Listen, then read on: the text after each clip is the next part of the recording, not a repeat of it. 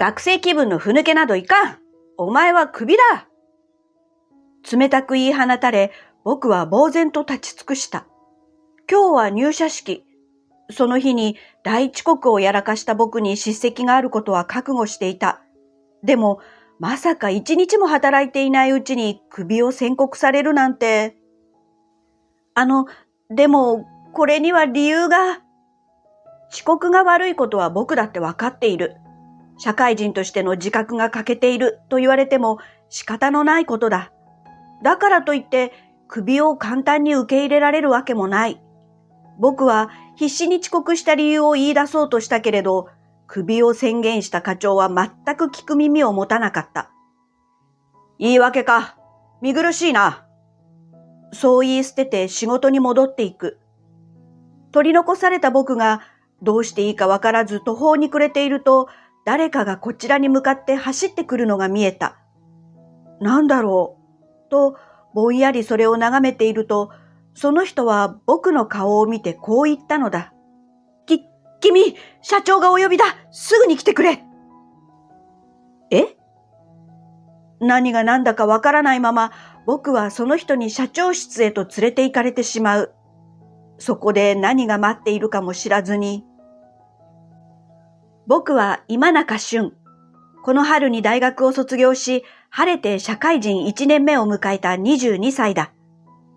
正直僕を拾ってくれる会社があってよかった、と心から思っている。それは多分、僕の周りのみんなの相違でもあるだろう。なぜなら、僕はどんくさいから。1を聞いて10を知るような察しの良さは持ち合わせていないし、うっかりミスも少なくない。だからこそ何事もしつこいほどに確認をする。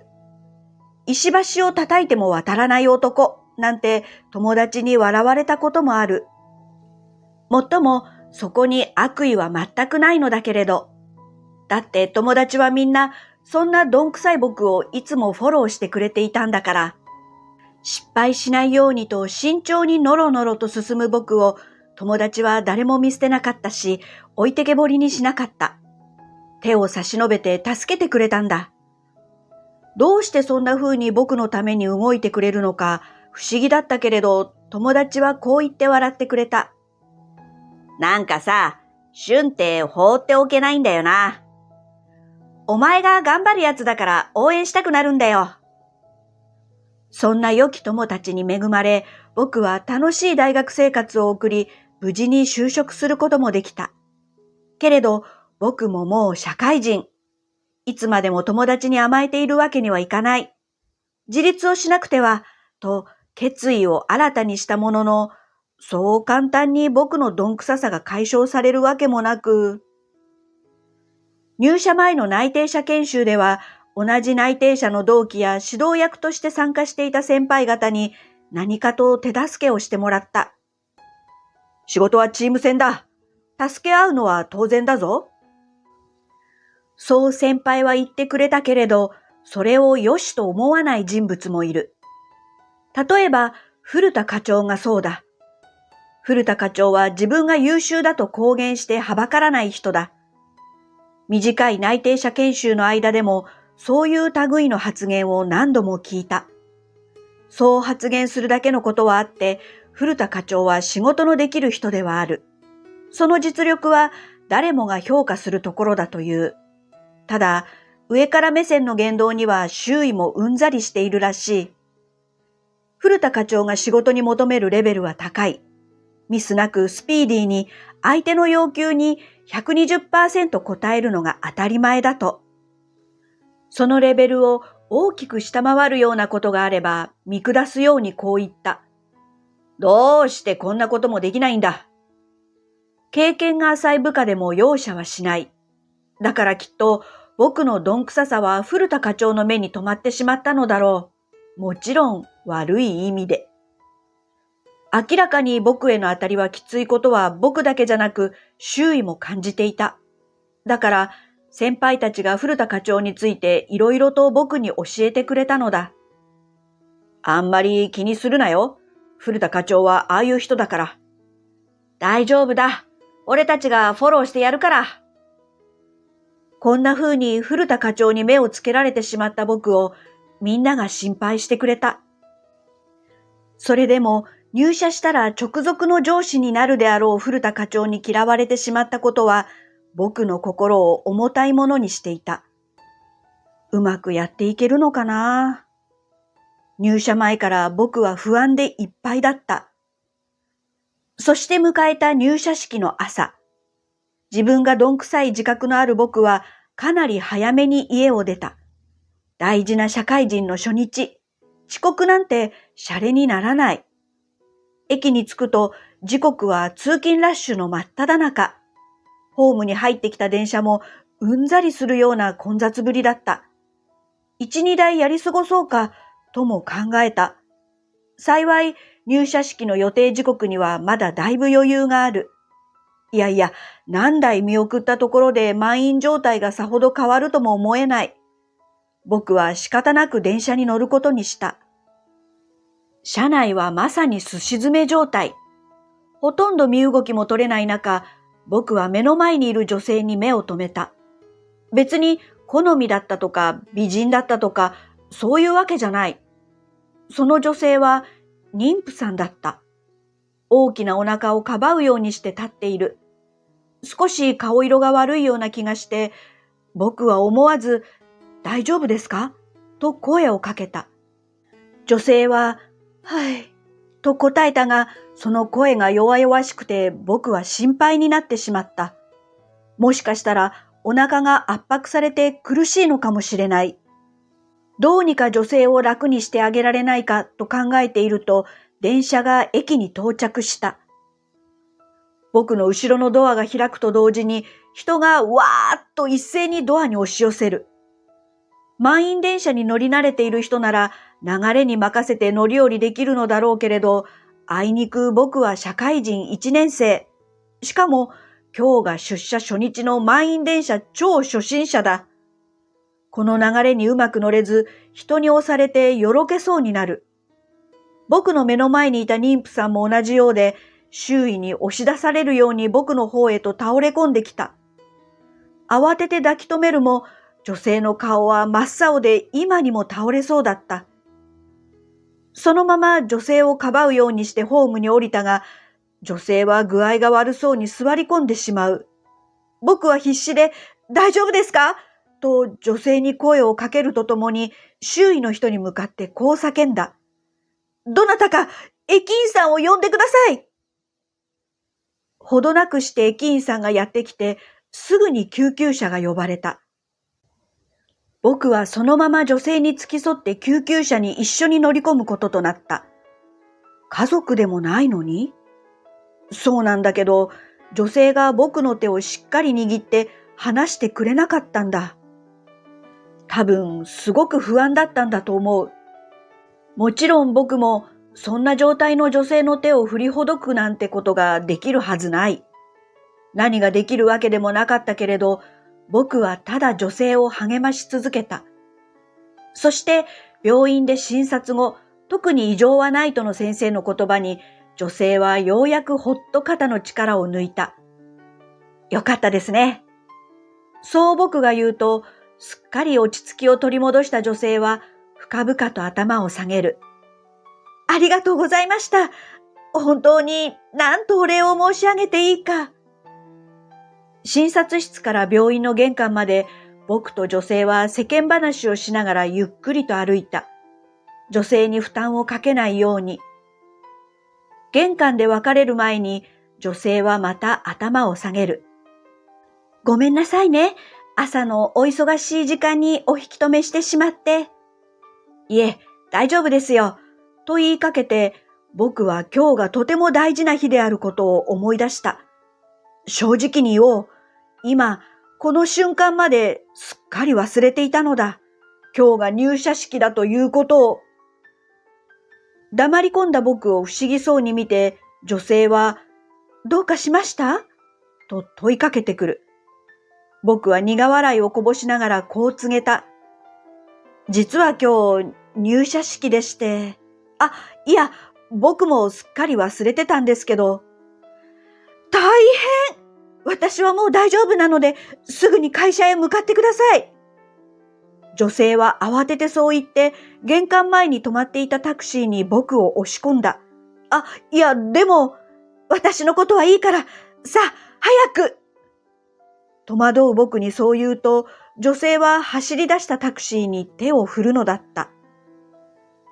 女性が譲ってくれたタクシーで、僕はようやく会社に到着した。とは言っても、時間はすでに昼近く。入社式はとっくに終わっている時間だった。女性を助けることにいっぱいいっぱいで、僕は電話の一本すら会社に入れていない。これはかなり怒られるだろうなぁ、と、おっかなびっくり自分が配属された部署へと向かった。すると、ドアの前に古田課長が仁王立ちしている。僕の顔を見るなり、彼は不敵な笑みでこう言う。入社式に無断欠席とは、いい度胸だな、今中。申し訳ありません。実は。今朝の出来事を説明しようとした僕の言葉を遮り、古田課長はこう言い放った。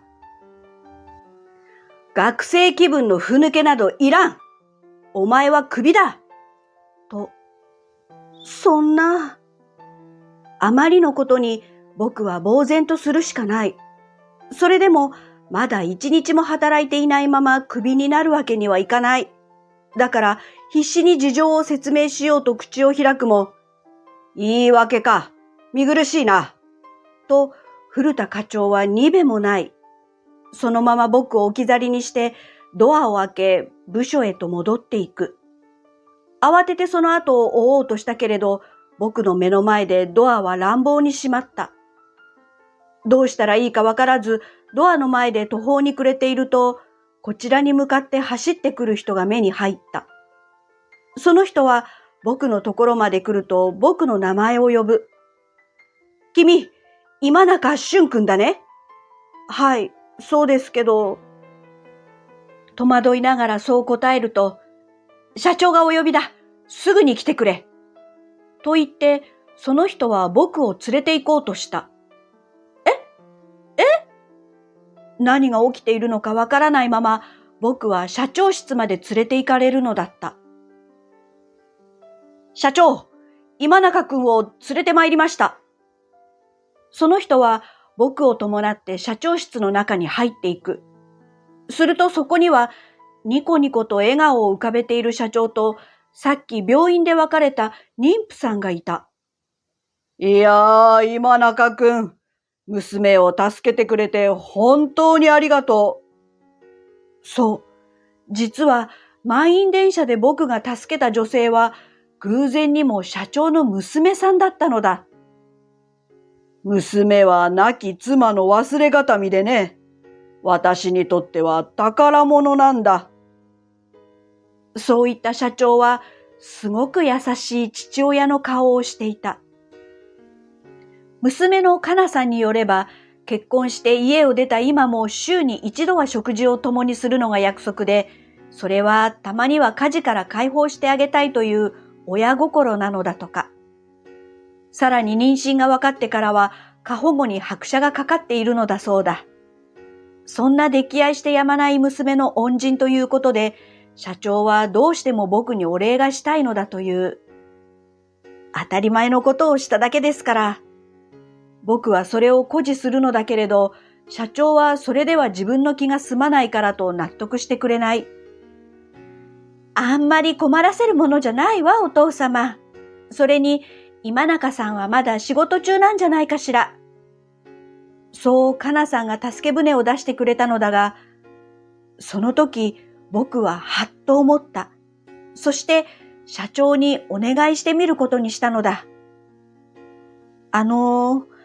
実は先ほど、古田課長から首を言い渡されたんですが、考え直していただけませんかと続ける前に、社長が、なんだってと、それまでの温厚だった表情を消した。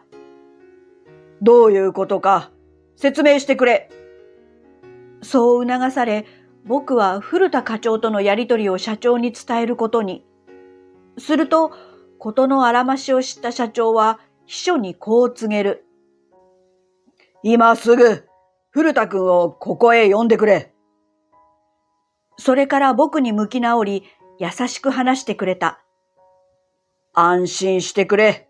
娘の恩人をクビになどするはずがない。僕がほっと胸をなで下ろしていると、今度は厳しい口調でこう話す。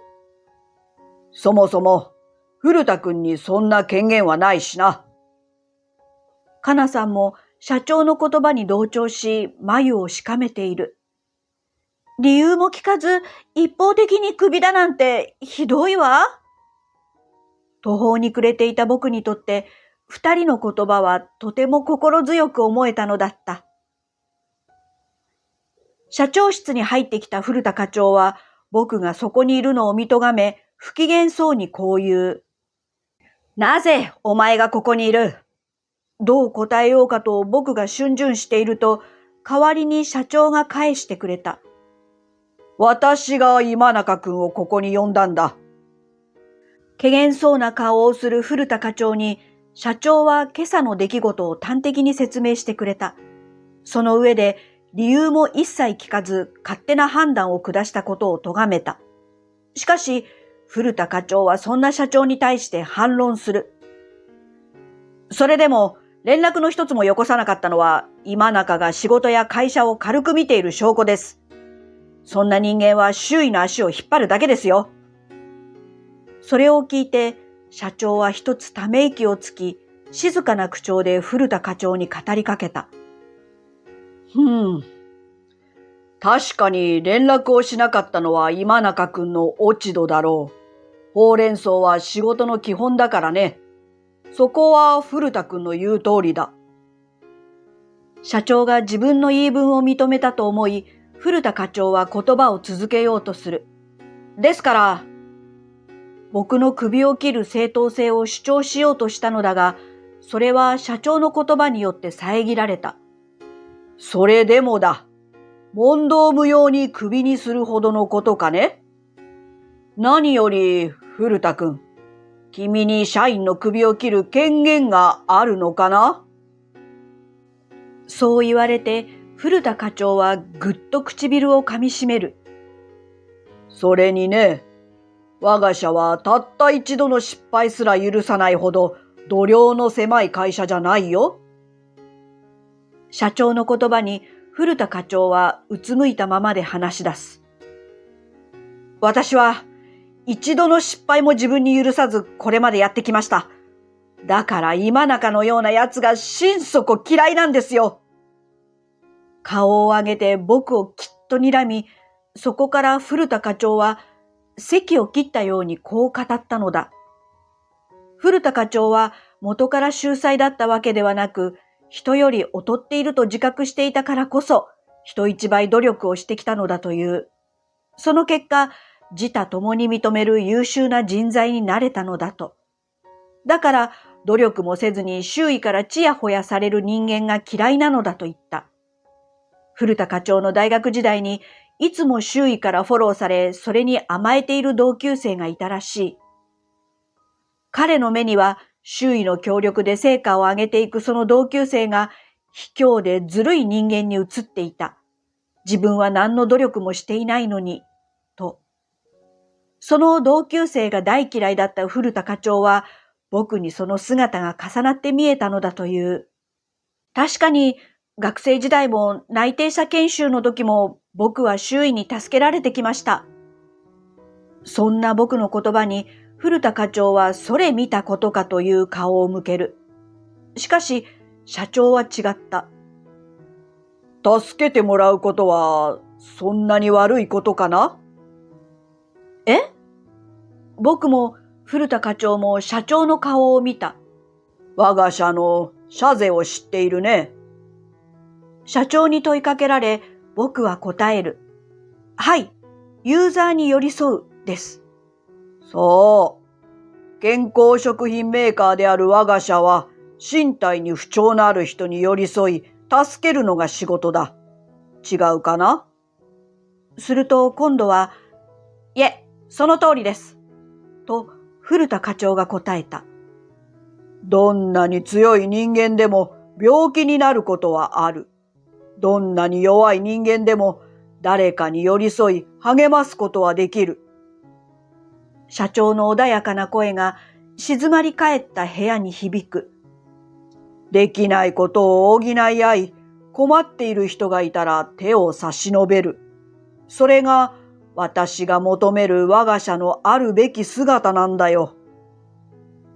古田課長は何も言わないけれど、まだ納得はしていない様子だ。